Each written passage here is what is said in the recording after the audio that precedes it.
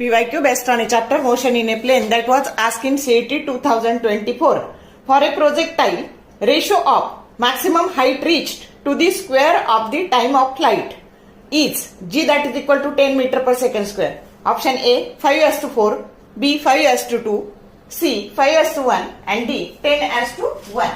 मग आता बघा इथे आपल्याला मॅक्सिमम हाईट फॉर्म्युला काय असतो, h square sine square theta divided by 2g आणि टाइम आहे बघा, टाइम ऑफ फ्लाइट आहे twice u sine theta by g, त्याचा स्क्वेअर विचारलाय. t square that is equal to 4u square sine square theta by g square आणि h by t स्क्वेअरचा ratio.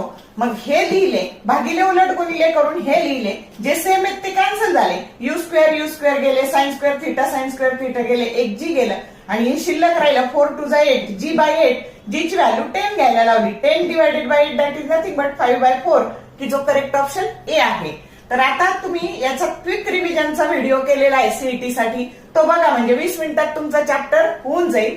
आलं का लक्षात? तर शॉर्ट व्हिडिओ आवडले लाईक करा, शेअर करा, कमेंट करा. For more useful tips and tricks keep watching wings of physics. Thank you very much.